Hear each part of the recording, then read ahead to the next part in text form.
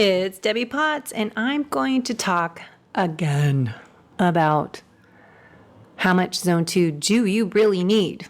As we hear other people telling you what to do, there is not one size fits all approach. We need to personalize how we fuel, train, and perform to be our best every day and to create our ideal future self. So let's dive in to Zone 2 training. Welcome to the Low Carb Athlete Podcast, where we focus on discussing topics to help you burn fat, optimize health, and improve performance in life and sports. Transform the whole you from the inside out with the holistic method. Let's dive in. Here's your host, Debbie Potts. Hey guys, it's Debbie, and I just wanted to give you a quick little message from one of our sponsors, Element. It's spelled LMNT, but pronounced Element. If you haven't heard about this, Element is a tasty electrolyte drink mix with everything you need and nothing you don't. That means there's a lot of salt with no sugar, and it's formulated to help anyone with their electrolyte needs and is perfectly suited for those doing a keto, low carb, or paleo diet. And I think this is great for athletes, especially in the summertime and when you're training in warmer climates. Element contains a science-backed electrolyte ratio of 1,000 milligrams of sodium, 200 milligrams of potassium, and 60 milligrams of magnesium. None of the junk, no sugar, no coloring, no artificial ingredients, no gluten, no fillers. That's it. I like the unsweetened one because the other flavors do have a little stevia, but stevia doesn't do well in my body. So I prefer the unsweetened Element. And I like the packets because I can throw them in my bike bag when I go on a long bike ride or when traveling. And I can just dump a packet in my water and it keeps me so much more hydrated. Because remember, we don't sweat out water, we sweat out minerals. So check it out. You've got a nice little gift from them if you use our discount code Drink Element. I'll put the link in the show notes. But using the code Low Carb Athlete, you get a free gift with purchase. You get a free Element sample pack with any order when you order with Low Carb Athlete on our special URL code. So support the podcast, support Element.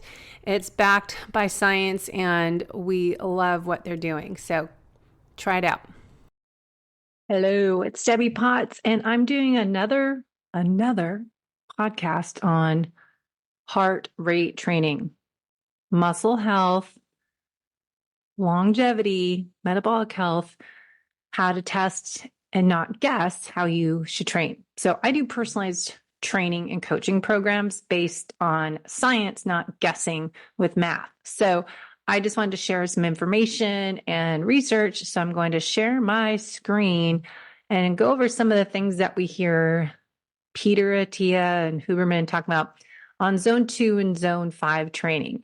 And the importance of it, yes, it's true. It's part of, Peter talks about the importance of weightlifting and really good focus on mobility, stability, and how we want to train centenarian decathlon, being kick-ass at 9 years old. And this is totally what I've been talking about on my show, especially since my dad passed a year and a half ago at age 80.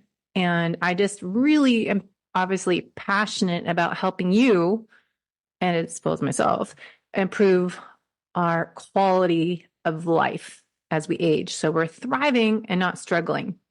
So I do Pinoy metabolic testing. So we're going to go over into how I figure out your zones there and then talk about women are not the same as men. And for my followers, a lot of us are high performers, overachievers that do too much of everything. So you might need less is more philosophy. And then females versus male athletes. We females need to do probably more sprint training and less time in Zone 2. And I've touched before on all this, but just how sprint training is, yes, Zone 5 all out, but it's not sprint interval training unless you come down to Zone 1 until you are ready to go back to Zone 5. So Zone 5 and Zone 1 are the sprint interval training we've talked a lot about. That's what Dr. Stacy Sims discusses. Zone 2 training is just a big buzzword. We've talked about that for 20 something years with Phil Maffetone's max aerobic function heart rate, MAF.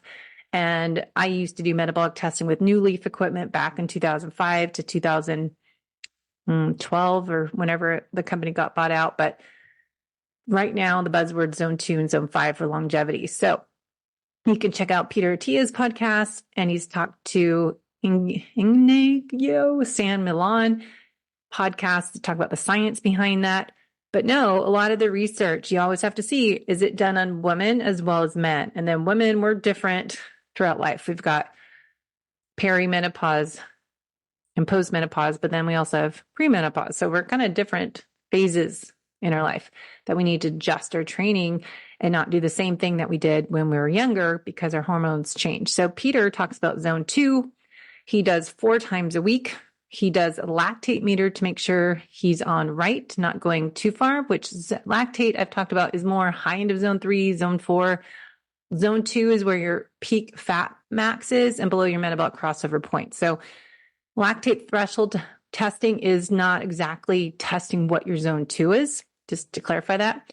He does his training on a bike and he works out with his lactate level, finger stick testing, which is $200-$300 if you want one, but it's measuring a different method. Lactate level in your blood, 1.8 or 1.9 millimole is what he's trying to get his heart rate up where his lactate is, I think, below that, right? So getting treadmill work, he'll do incline. So this is Peter's workout. It's looking at Rhonda Patrick. This is what she does. What does Dr. Andrew Huberman do? It's really their protocol. Doesn't mean it's exactly what you need to do. You are a unique individual. They're all showing their workout plans based on science, but this is what works best for Peter. As an example, I don't spend 4 workouts a week in Zone 2. I don't need to. I've been doing endurance training for, 25 years.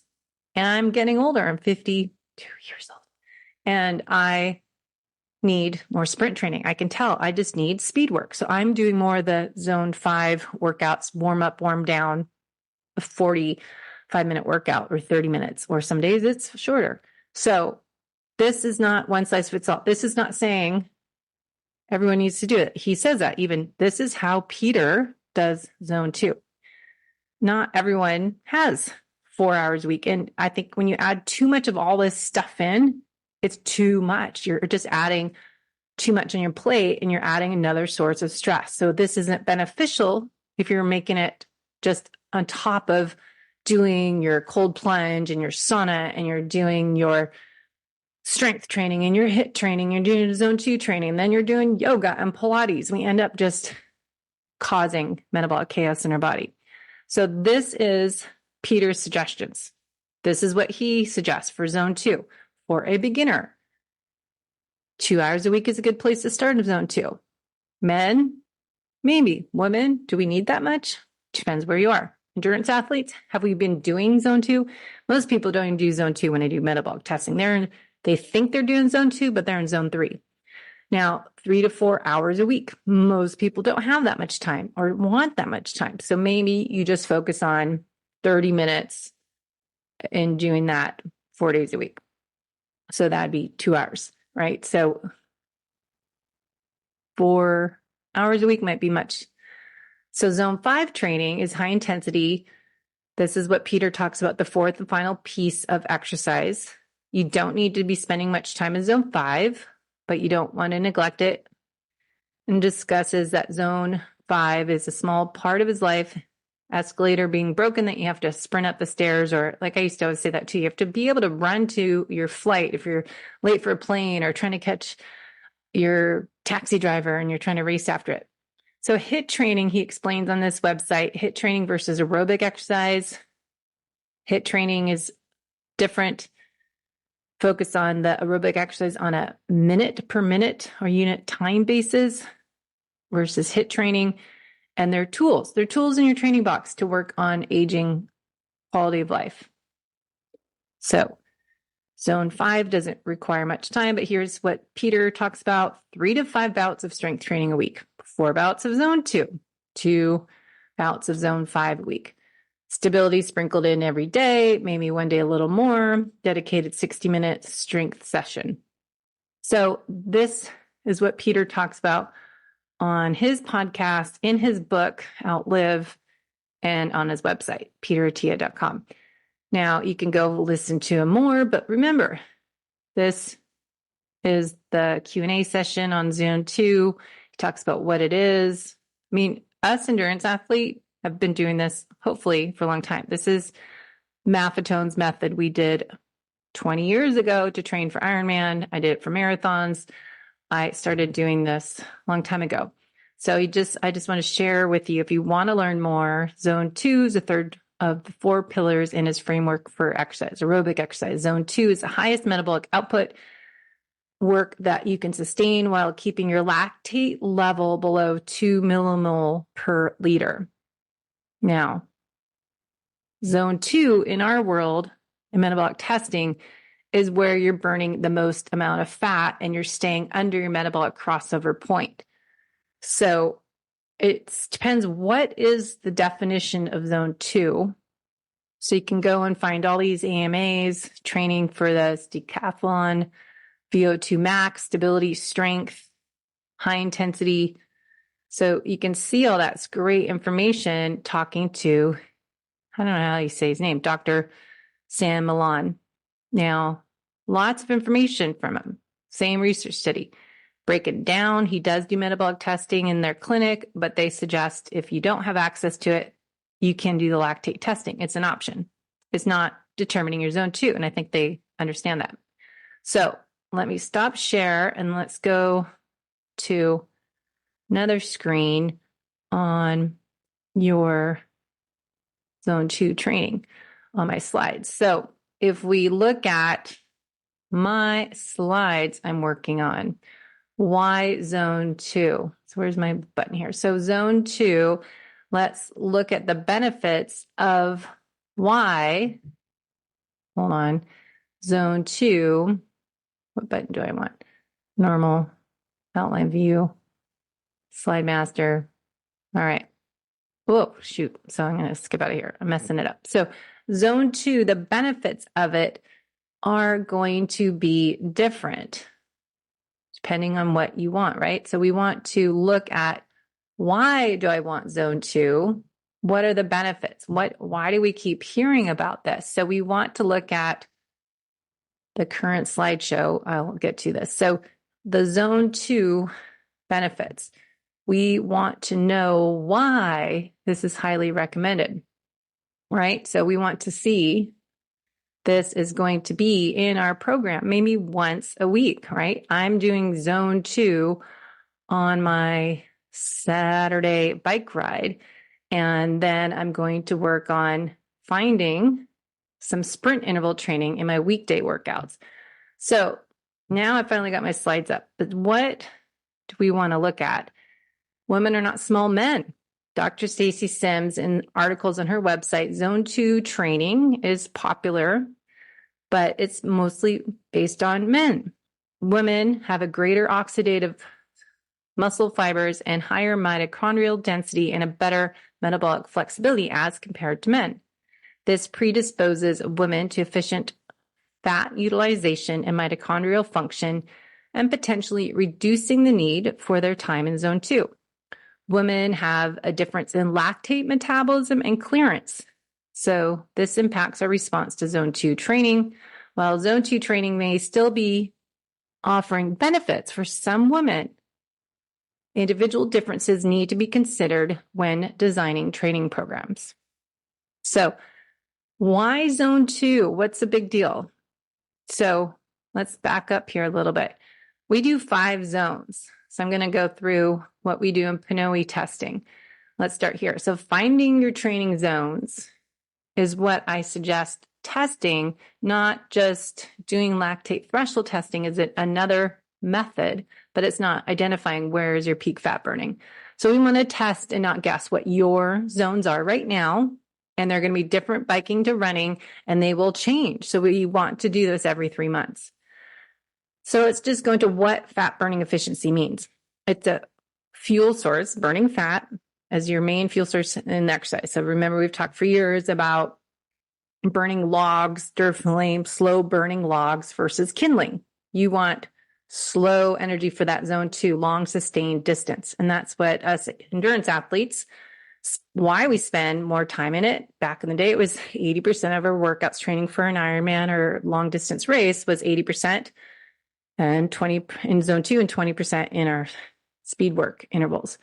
So fat burning, we want to start building that Maffetone's method of staying 180 minus your age, staying there until you don't see any improvements, doing a monthly test. It's 3 miles at your 180 minus your age, plus or minus 5 beats.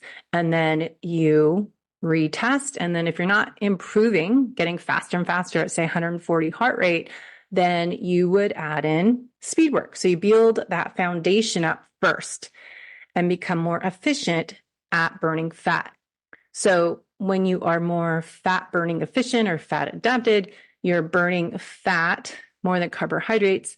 Fat is that long, slow burning fuel source that we have more of, say 80,000 calories versus 20,000 stored carbohydrates. We want to access fat first when we're going long distance. So the higher your fat burning efficiency score on your test, the more cells will rely on fats as a fuel source. So fat burning is one of the markers on our reports that we do in PNOE testing, and it's a vital indicator of cellular health. So we measure your fat burning efficiency where your metabolic crossover point, where the intensity becomes where the carbohydrates go up and the fat goes down. So that metabolic crossover point.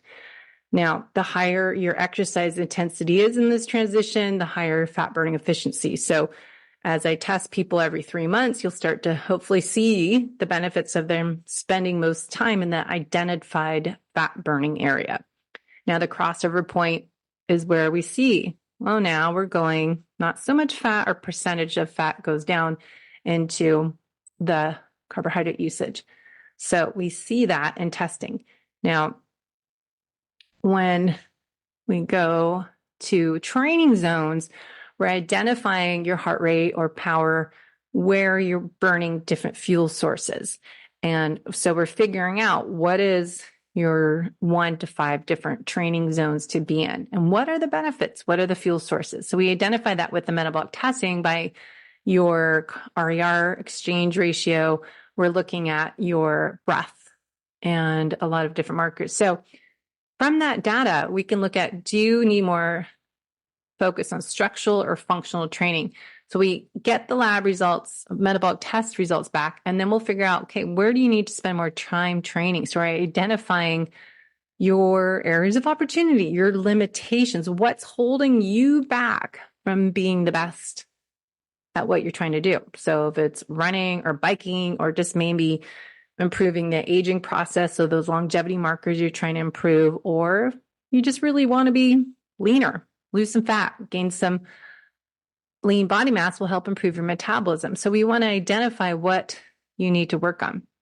So then our zones, we're going to figure out science, figure out your volume of oxygen, carbon dioxide, your VT1 and VT2, your RER, it's your fat switching, fat to carbohydrate, your aerobic zones, and breath frequencies and all that we're looking at. So zone 1 benefits are really important. Most people, we're going to measure how fast you recover, and recovery zone is really important. So we identify that in the test, and then we'll find zone 2. And zone 2, as I said, is that long sustained distance. And this is needed if you're training for endurance events or just starting out fitness, where you want to spend your workouts in to improve tendon and muscle response to the load and training adaptation. So we want to get that tissue adaptation, right? So then we look at, why is there so much talk in zone 2? Well, we talked about the improved aerobic capacity. Zone 2 training helps improve aerobic capacity, enhancing the delivery of oxygen. We can improve our endurance or stamina, obviously just endurance.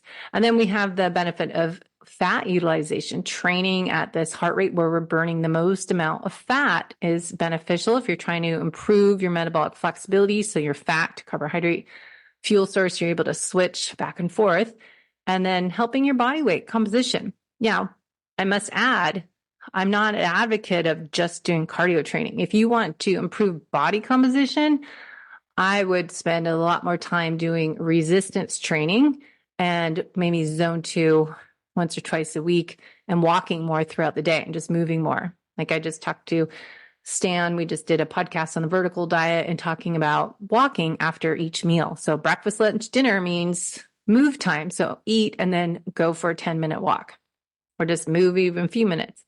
And then zone 2 obviously helps with cardiovascular health. So chronic diseases is cardiovascular disease, type 2 diabetes, metabolic syndrome by helping lowering blood pressure, improving lipid profiles, insulin resistance, insulin sensitivity, which is really important to look at the benefits of this zone 2. But all right, doesn't that help with strength training? Isn't our muscle health just as important or even more if you're going to choose between the two? You need to do both. But the zone 2 will help mitochondrial biogenesis, reduce inflammation, stress reduction, enhance brain health for the brain-derived neurofactor benefits, the longevity pathways, talking about the AMPK pathway, helps cellular energy metabolism. But remember, this is all different for everyone. And as I do the Wild Health program, we're going to go over my results soon on the podcast, but it's precision medicine using genetics and lab testing to figure out what is best training program for you. So do you have a lot of inflammation in your body? How do your genetics show that you should train? What is the best method for you? And I like to look at body composition too. If you get tested or just give your own squeeze test. If you have a lot of muscle, not a lot of fat, or other way around, if you have extra grabbage on your thighs and belly. So figuring out what is best, how much time you spend in each zone, but each part of your workout, we go into resistance training is one part, zone training is another part, zone 2, and then the strength training. So resistance training, cardiovascular training, and HIIT training, 3 different components. So talk about Stacy Sims, look at her articles on women, or not small men, but just the benefits of the HIIT training and sprint training versus doing so much zone 2 training. Now, how do you find zone 2? As I said, we look at where you're switching fuel sources. The top end of zone 2, the bottom is this adjusted fat max, where you're burning the most. And then zone 3, we go into zone 3 is where you improve the lactate shuttle. So we talk about that lactate fuel source, how it gets used as fuel and we use it again, and how this is where you'll spend a little bit more time, probably zone 3, towards the bottom of zone 3 for a race. And the benefits are more that tempo. Maybe you're doing a 10 or 20-minute piece in your training run, for example. That would be your bottom of zone 3. So there's benefits here, how we figure that out. I go over this with my clients. Anaerobic glycolysis is where we're working different fuel source in zone 3. So we don't see the high percentage of fat. It's more the glycolysis, anaerobic glycolysis. And then zone 3, how we find that out. We're looking at your ventilation, your breathing frequency, looking at your pH balance in response to accumulation of metabolic byproducts such as lactate levels, and your carbon dioxide level starts to increase. And zone 3 utilizes carbohydrates as the main fuel source as the exercise intensity goes up, and we're getting that lactate threshold area in zone 3. Okay, and then what is ventilatory threshold? We can go into that another time, but that's kind of what's more your anaerobic threshold. This is a marker where we would say the accumulation of metabolic byproducts increases, as I just said, lactate, carbon dioxide, moderate high intensity of exercise, the point where you start to rely on more anaerobic. So that's kind of what VT2 is. So zone 3. And then zone 4, we get to, this is where you're doing more the 1 to 4 minute pieces. We call them medium intervals. And this is where fuel source and breathing frequency changes again. The fuel system's more phosphorylation. This helps you buffer byproducts using energy system. So this is the zone 4. And then we go up to next to zone 5, but you have to come back. These are intervals, 1 to 4 minutes. Zone 4, how much time you need in zone 1 to come back up to zone 4. Okay, so there's that rest to work ratio you need to remember. Now, this is where you're going to get some benefits to your mitochondria health. And then this is where you hear about the VO2 max workouts. Another area I'm trying to research men versus women, because you hear about this Norwegian study, the 4x4 workout that you do 4 minutes in zone 4, keeping your heart rate up here, the highest you can sustain for heart rate you can sustain for 4 minutes, come back down for 4 minutes, do that for 4 times. I think that's what it is. But is that for men and women or just men? Because Stacy Sims, I message said it might be better for women to do more of the zone 5 sprint training to improve VO2 max. So good topic to dive into. Who is that research done on? 20-something-year-old guys, or is there females in that study? At what age are they and what hormone cycle are they in? So finding zone 4, that's going to be more your VT2 minus 10 beats and how we figure that out. I won't go into it, but we're also looking at breath frequencies, 30, 40 breaths. And your fuel source is lactate phosphorylation. And so you're not able to stay up there as long if you're just starting, because you have to metabolize different fuel source and work on recovery time to help flush out the metabolic waste, basically, think of it as. Now, then we get to what we want to look at zone 5. So the fuel source in zone 4, zone 5, phosphorylation occurs that we're more anaerobic glycolysis as we go higher, zone 3, zone 4, zone 5. And so our fuel sources change. And so that's what we can see in the metabolism test, what we're looking at. How are we creating energy for that workout, that intensity? Where are we creating ATP, that source of energy? And creating that energy in the mitochondria, and looking at the whole Krebs cycle, you can dive into the breakdown of carbs, fats, and you don't really use proteins, but I was trying to get some research on how are ketones used in any of this. So zone 5, or the sprint interval training, this is where we're going to improve our mitochondrial density. And if you don't do a lot of zone 2, I was taught from Daniel Crumbach that zone 2 is beneficial for mitochondria health, mitochondria density, but also spending time in zone 5, you're going to get those benefits. So women, if we find we need more sprint, we need more speed, more fast twitch muscle fiber, this will still give you benefits for mitochondria health. So little info on what that means. It's mitochondria, or the organelles responsible for producing energy in the form of ATP through cellular respiration. Cells that require a lot of energy, such as muscle cells or neurons, tend to have a higher mitochondria density to meet their physical demands. Mitochondria density can vary depending on factors, a cell type, physiological state, and environmental conditions. So finding zone 5 is really, you don't need to use your heart rate monitor when you're doing a test or a workout, sprint interval workout, because you're just going hard as you can, that you can't go any harder. That 10 seconds, you're trying to hit 20 seconds, that seems so challenging and you're just dying. So working super hard and then bring your heart rate back down. So we're going to see that metabolic waste, the fuel source is using is ATP PC, so creatine a phosphate. Note the word creatine.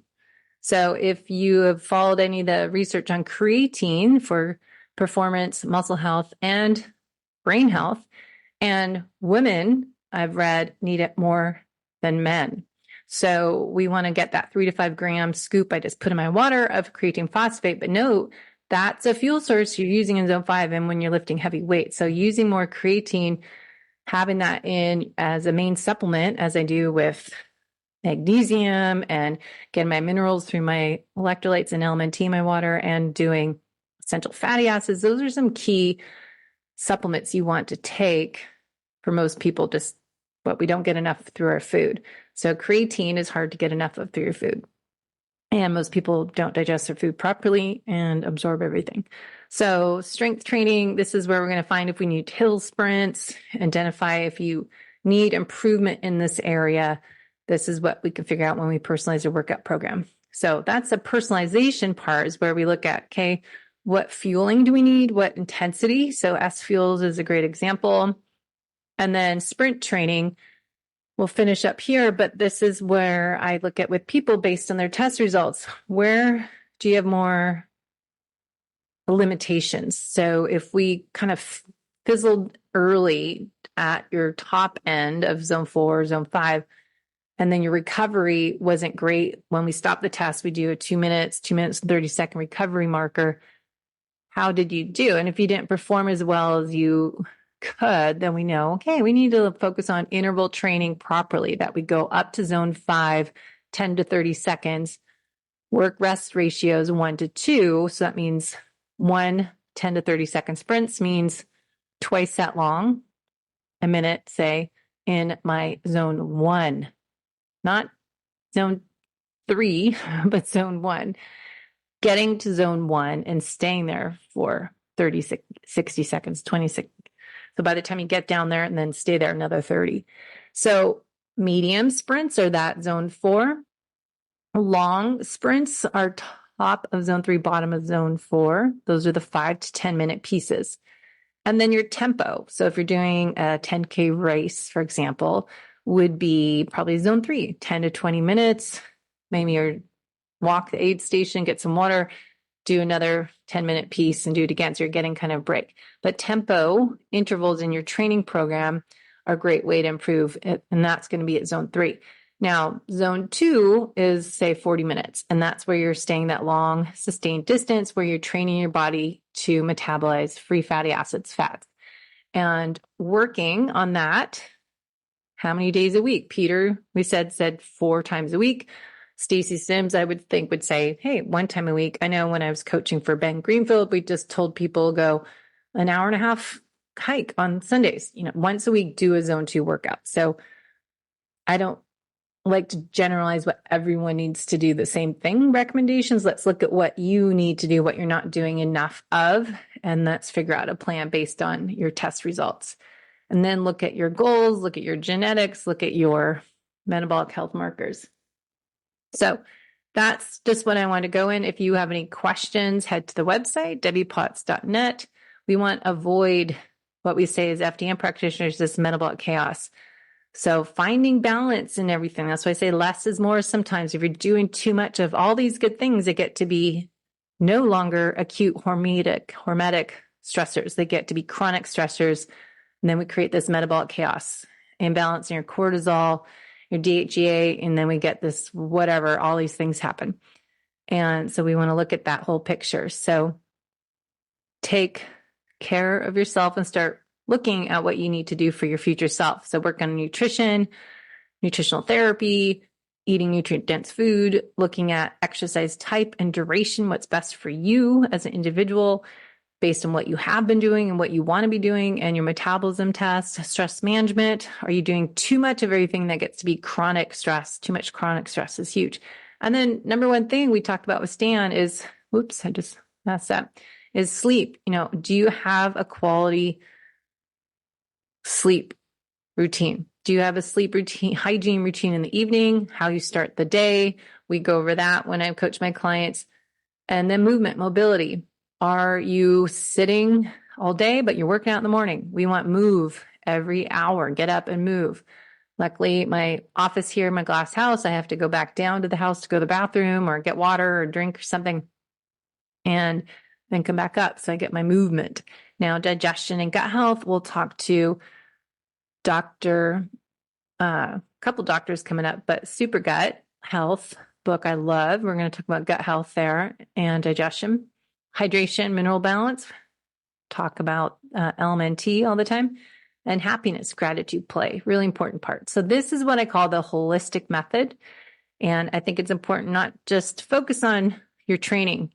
I would maybe, as Stan said, talking about sleep first, and then what you're eating, how, what, when, not fasting so much as we used to think we should, and eat more, get more protein, stimulate muscle protein synthesis. So if you have questions, head to my website, debbiepotts.net, and let's work on living our best life as our future self. Thank you. Bonus section, mitochondria function. How does our mitochondria play a role in fat loss, athletic performance, and longevity? As that's my focus when I'm helping my high-performing clients live their best life today and work on creating their ideal self in the future. So showing up when we are 89 years old, what do you want to be doing? Visualize yourself when you are older. I want to be thriving and not struggling. So I go down these different rabbit holes pretty much every day, but share them with you once a week on Thursdays. Fat loss.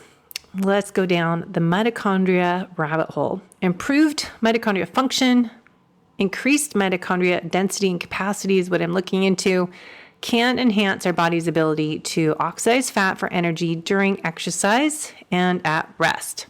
Now, aerobic exercise, that zone 2 we're talking about a lot, stimulates mitochondria biogenesis and enhances metabolic efficiency. This is often recommended. So zone 2 training, remember, I test with Pinoy metabolic testing kit. Bottom of your zone 2 is where you're burning the peak amount of fat, calories, highest percentage of fat for fuel. Top of your zone 2 is right below that metabolic crossover point where carbohydrate usage comes up and your fat goes down. So they cross over.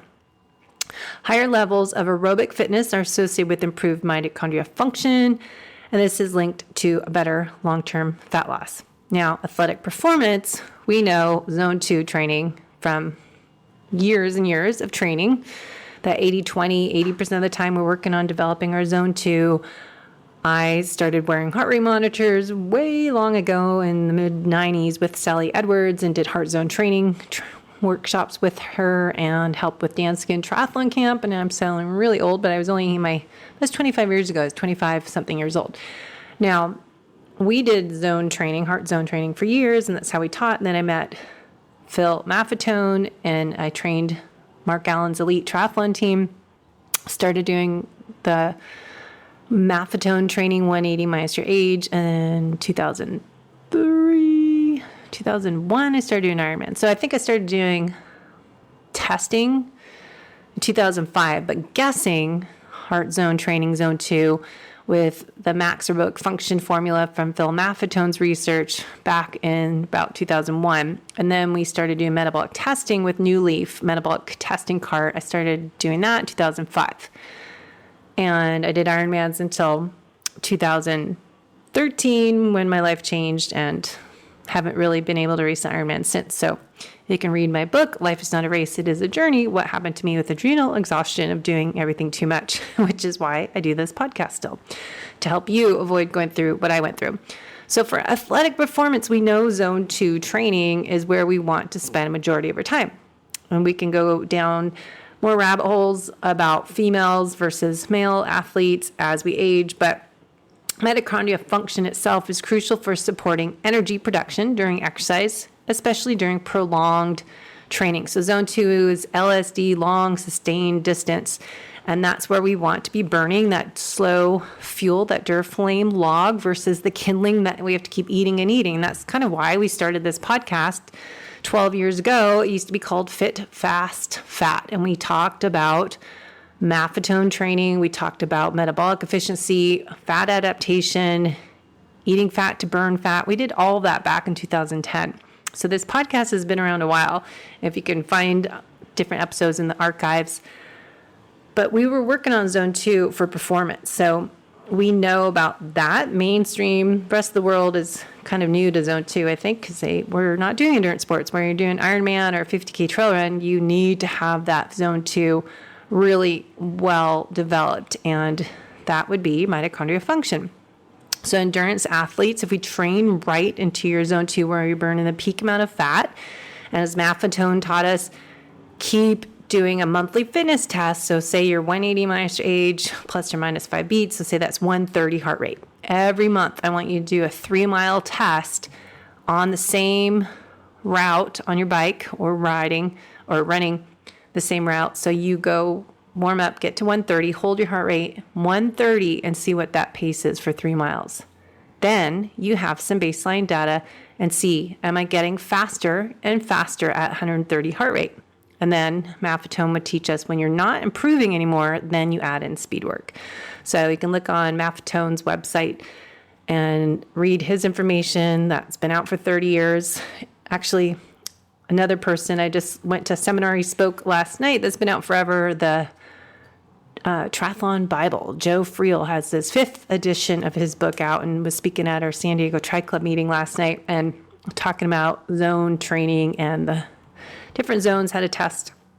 So I'll talk a little bit about that later.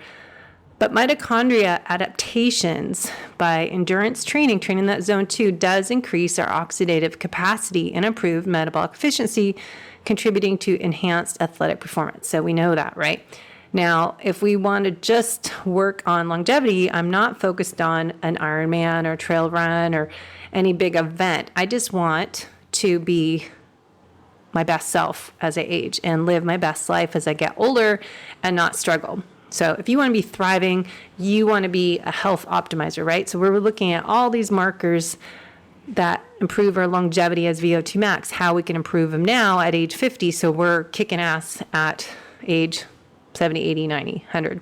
So VO2 max, we keep hearing about maximal amount of oxygen that you can consume, milliliters per kilogram per minute, is a measurement of your aerobic fitness. This reflects your body's ability to utilize oxygen during maximal exertion. So when I do PNOE testing, I'm really looking at your peak. What's your peak volume of oxygen? Because I don't think a lot of people know the first time how to get to their max. They can always push a little bit more, but it's kind of scary when you get that high intensity. So we're really looking at your VO2 peak. And then I really want to know what your zone 2 is. So then we can improve your VO2 max with zone 2 training and sprint training, which is going all out hard as you can for 10, 20 seconds, and then recover longer before you do another one. So a higher VO2 max level is associated with the all-cause mortality markers, cardiovascular disease, improved metabolic health, enhanced longevity, all that you keep hearing about with other podcasts is Huberman and Atia and that gang, Rhonda Patrick. Now, endurance exercise and other interventions that improve mitochondria function are the HIIT training as zone 5, the sprint interval training, and also resistance training may help as well. Now, I'm a big fan, I think, shifting your mindset that I need to do zone 2 training and I need to do HIIT training, that you need to remember the resistance training should just be as important. So you have that triad, but we also have mobility, flexibility in there. But you want to have your strength training, resistance training, that's the same thing, resistance strength training. And then you have your interval training, sprint interval training. And then we have our zone 2 kind of base training, zone 1, zone 2, right? So how much time do you need to spend per week in each section we're talking about in this episode is going to vary. And so when I do PNOE metabolic testing for clients, their reports will help us figure out how much time they need in each zone per week based on their goals and based on their limitations identified in the test, so that we've got their cardio training, resistance training, interval training, how much in each zone or category, say 40% cardio training, 20 resistance, 40% interval training. Then we can figure out, okay, what does that look like and how do you fit that in each week? So what's your ideal workout schedule during the week, during your work days and weekends? And then how do we add in a build phase and a deload week? Say every 4th week is your deload week. So we want to personalize everything, right? So not everyone needs to spend 4 hours a week in zone 2. So optimizing mitochondria function through exercise and other interventions has maximizing your sleep and your stress management and supplementation, where you're not overdosing on 20 different supplements, but you're having supplements for a purpose and timing them and when to take them during the day, how much, and titrating them in, sequencing them maybe for a certain time, then getting off of them, cycling them in and out. And then also, do they need to be with food? Do they need to be in the morning or at nighttime? So looking at your ideal day with your exercise, with your supplements, your food, nutrient timing, and everything is important to be living your best life and feeling your best each day. So looking at your VO2 max, looking at your muscle health, getting your body fat tested, lean body mass, fat mass is important, because as you focus on doing this different zone 2 and HIIT training, you want to remember to get stronger doing the resistance training and your protein, prioritizing that each meal. So you're hitting those protein goals of your 1 gram, 0.8 to 1 gram of protein per pound of ideal body weight. So say you want to weigh 150 pounds, you need 150 grams of protein spread out throughout the day. So maybe you're doing 3 meals of 50 grams of protein a day, and then filling in with essential fatty fats and getting good, healthy, quality carbohydrates for when you are doing more high intense workouts. So nutrient timing. So fuel source, I wanted to throw in that we do use different fuels at different intensity, right? So as we climb from zone 1, zone 2, we're in that free fatty acid fuel source. We talked about that's your beta oxidation, where we're creating that ATP, but you're getting a lot more ATP burning using fat for fuel. And then as our exercise intensity increases, as we go into zone 3, we know that metabolic crossover points at the top of your zone 2, which is also the bottom of zone 3, is where you're burning more carbohydrates. So you're going to be, as even Joe Friel talked about in the seminar last night, burning lactate even at rest. So it's not, lactate is always being burnt, as well as your fat, and using glucose for fuel. And then getting into the Krebs cycle, how lactate is created. It's produced as a byproduct of anaerobic glycolysis. When glucose is broken down to produce ATP without oxygen, one of the byproducts is lactate. And that's not a waste product. We're not just talking about what we used to say lactic acid and get that burn, but lactate is converted back into pyruvate and enters the mitochondria to be oxidized for energy, or it can be shuttled to other tissues as heart and liver, where it's a substrate for energy production. So it gets very exercise physiologically confusing when you're talking Krebs cycle and how ATP is created. So we have lactate and glucose, but when we get to that sprint interval training, the same fuel source that's also used for weightlifting is it high intensity burst training is using creatine phosphate, CP. Creatine phosphate rapidly regenerates ATP, the immediate energy currency of cells, allowing for that short burst of intense activity. So that's when we used to talk about doing fasted exercise, that you could do heavy lifting because it's using creatine phosphate, not glucose. So if your glucose stores are low from an overnight fast and you go work out, heavy lifting, that 3 to 5 repetitions, is using the creatine phosphate, which is another topic of should I supplement with creatine? And you read the research about creatine for brain health as well as muscle health, but listen to Dr. Stacy Sims' research or read her articles on her website. For women, need creatine. And I've heard that women might need creatine even more than men. And that's about 5 grams a day. And actually, I threw some in my water. I got some new Thorne creatine I ordered on my Fullscript account that you can order from if you go to Fullscript. What's my website? Fullscript.com. Welcome /Debbie Potts. You can find my store, Fullscript, and get a discount off, 10% off your supplements you want from functional grade products as Thorne. But also Kion has a great creatine, and Cynthia Thurlow. So there's different ones. I've been trying different ones to compare ones that I don't taste at all, that I can just put in my water and add some lemon, and I know you know I'm drinking it. So ideally, not tasting it at all is the best to me. So those are some extras I wanted to talk about. Mitochondria density, what does that mean? And how we need to remember that women are different than men. So when we talk about zone 2 training, how much time you should spend in there, it's going to be different. So just to summarize, men, you might need a little more time in zone 2. Women, you have more type 1 muscle fibers than men. So females, we need more fast twitch muscle fibers. I think you just need to stop, pause, and go, what's happening to me as I get older? For me, as an example, I'm getting slower. My body's not as lean, so I feel like I'm gaining more fat.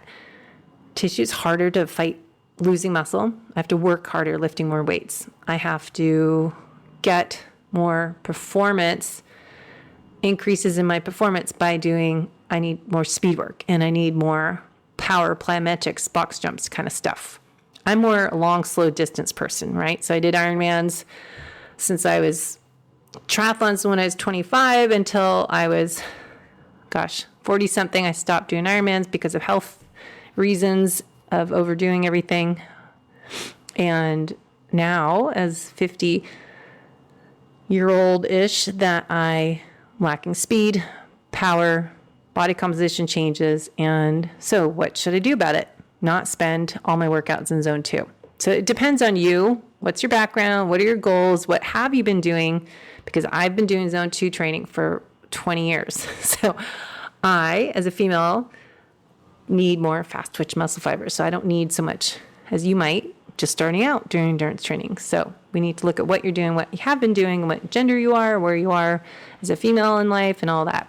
So we want to look at zone 2 training to increase mitochondria density. So remember, zone 2 training does stimulate mitochondrial biogenesis, the process we talked about creating new mitochondria within the cells. Increased training volume and duration zone 2 will help with mitochondria density, the type 1 muscle fibers. And this allows greater capacity to produce ATP through aerobic metabolism using free fatty acids, enhancing your endurance performance.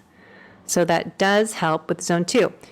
Also, mitochondria with type 1 fibers exhibit higher respiratory rates, meaning they can efficiently utilize oxygen to convert free fatty acids into ATP via oxidative phosphorylation.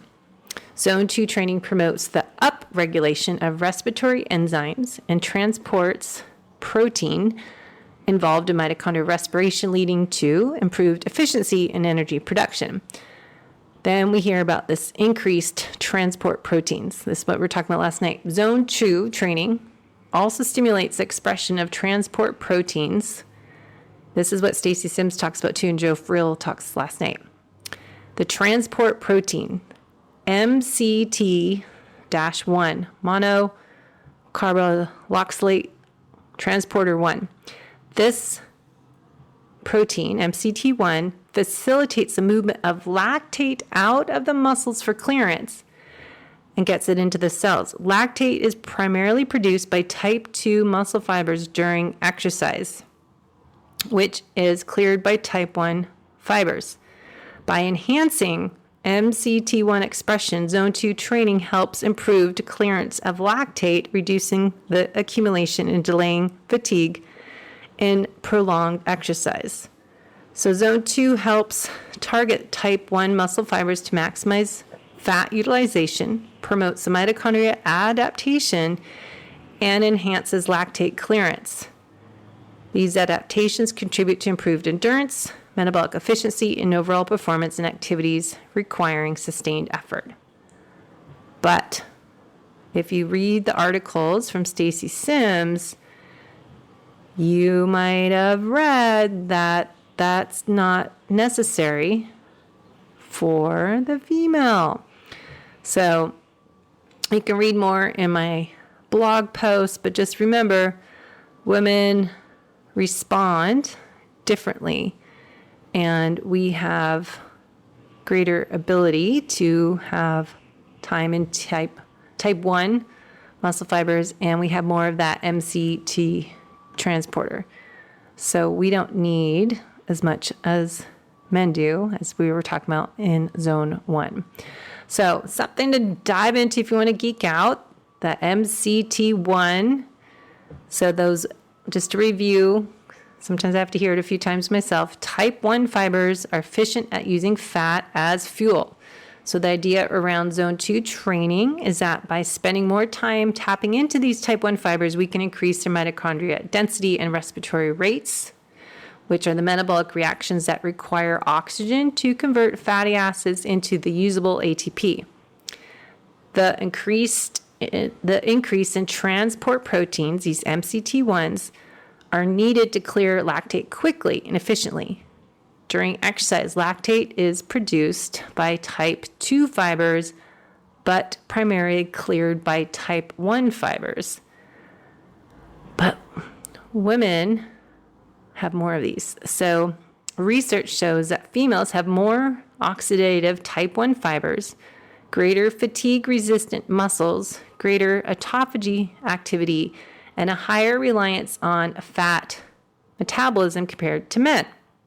And this is what Dr. Stacy Sims shared and an article in Mind Body Green that they review some of the probably same studies. So when we look at men and women trained the same, they see differences in mitochondria oxidative functional capacity specific to skeletal muscle. Women, this article says, have approximately 1/3 greater mitochondria intrinsic respiratory rates. That means the amount of mitochondria respiration occurring for a given amount of mitochondria protein and greater mitochondria oxygen than men. That's a mouthful. So what about increasing fatty acid utilization? Should females spend more time in zone 2 to use fat as fuel and help them lose fat? No. The answer is no.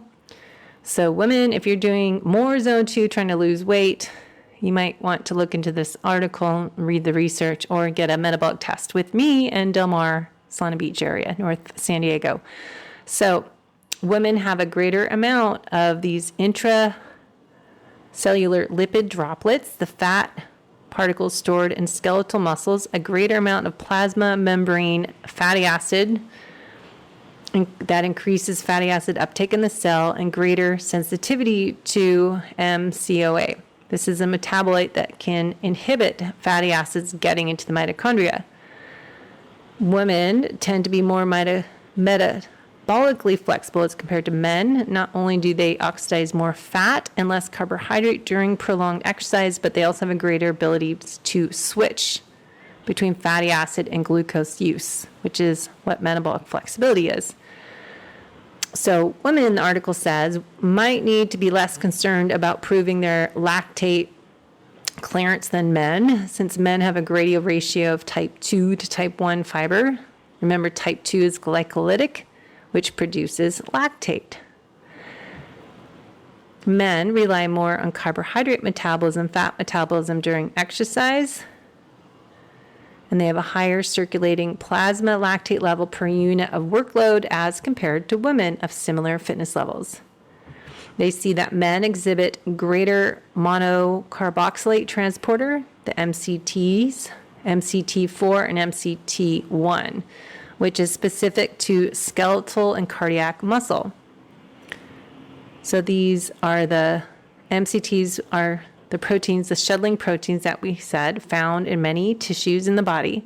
During heavy exercise, the energy demand of your contracting skeletal muscles trigger an increase in glycolysis. This is the glucose molecule that's broken down into pyruvate. And in anaerobic conditions, when you're exercising, when you're out of breath, pyruvate becomes lactate. Now we know lactate is not a waste metabolite. We now know that it can be pulled into the mitochondria of skeletal and heart muscles and used as fuel. Exercise researchers are interested in how lactate shuttles across cell membranes. This is where the MCT1 and MCT4 transport proteins come into play. So they can see the MCT4 pulls the lactate out of cells, where MCT1 pulls the lactate into the cells as pyruvate, where it can be oxidized in the mitochondria to produce energy for muscular work. So you can go read this article. This one's from mindbodygreen.com. And yes, it's heavy science. Probably doesn't make sense, but read the article. You can read it a few times. But from a health and longevity standpoint, they say, the goal is not only to increase MCT1 and mitochondrial respiration, but glycolytic capacity for brain resiliency. Research shows that a minimum of 3 days a week of HIIT training and sprint interval training can dramatically increase MCT1 expression over 6 weeks and increase the formation of BDNF, brain-derived lactate, and improving glycolytic capacity in the brain. So 6 weeks increase the formation of brain-derived lactate to increase glycolytic capacity. So I'm all about brain health. And so I think that's part of why the brain health benefits of doing sprint interval training that Dr. Rhonda Patrick talks about. So performance-wise, HIIT and sprint training are critical not only for lactate production and clearance, but also to stimulate an increase in the fast twitch type 2 muscle fibers that us females need them a lot more because we have less type 2 and more type 1. So we need more power and speed. So women, we should be doing a little more of that HIIT sprint. And Stacy Sims says not so much the HIIT, but more of the sprint. Now, again, I keep saying proper sprint training, you have zone 1 in between. Go back to zone 2. You're not just staying, because that's not sprint training. If you do it how most people do sprint interval training, they're probably just in zone 3. They're not going all out to say 160, 170 heart rate, coming back down to 120, come back up. So check how you're doing your sprint interval training if you're really recovering low in between. So if you're an endurance athlete, you're thinking I need to spend 80% of my time in the zone 2. I spend maybe 4 days a week in my zone 2, and then I'm doing 1 day of intensity, or maybe you're not doing any intensity interval training. I look at what stage in how long you've been doing endurance sports, what age you are, female versus male, and where your body composition is, and where the rest of your program look like. So yeah, you need to do some endurance. If you're doing an Ironman, you need to be able to go the distance, but maybe you're training differently as you get older. So spending that time in low intensity, long sustained distance, zone 2 training does help your mitochondria, but women may need a little bit more mixture in their zone training. So I think that's a great article to read. Dr. Stacy Sims research, and look at the female physiology, and Stacy Sims research can help you females figure it out. So their summary for females: instead of doing mostly zone 2 work, women should incorporate more HIIT training into the routine for optimal performance tailored to their physiology. When women do zone 2 training, they should make sure that it's actually zone 2 and easy enough to sustain for hours. And as Stacy always says, it's going easy enough. What did she say? It's easy, feels so easy, and it's too hard. I can't think end of the day. Whatever she says. She says that's a good saying. I can't talk end of the day. But really make it zone 2. So one of the biggest problems I think men and women do in their training is that they're not really in zone 2. So here's the quote. Now I got it. My brain's working because I'm reading it now.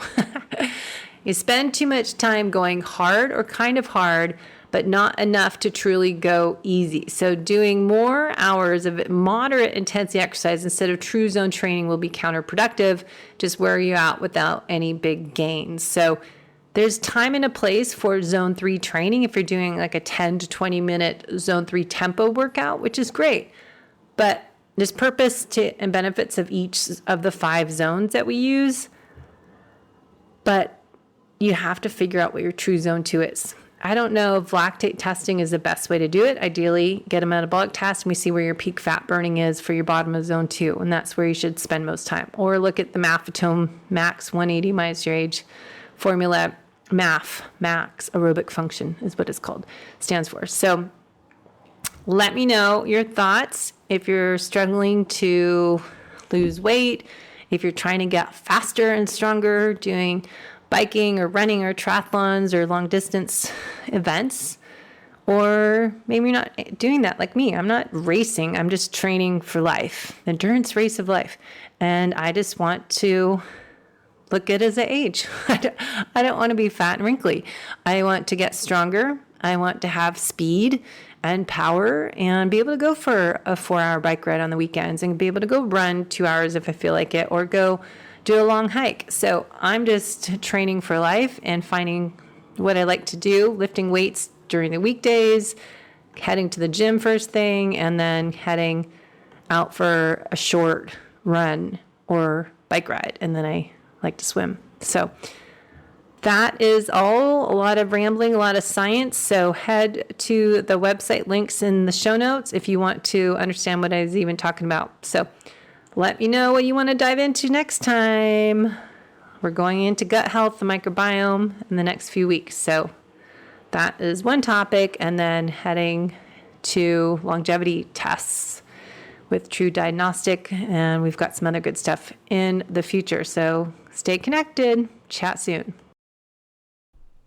Hey, my fellow aging endurance athletes, just a reminder, if you like what you listened to today, make sure to share this episode with your community.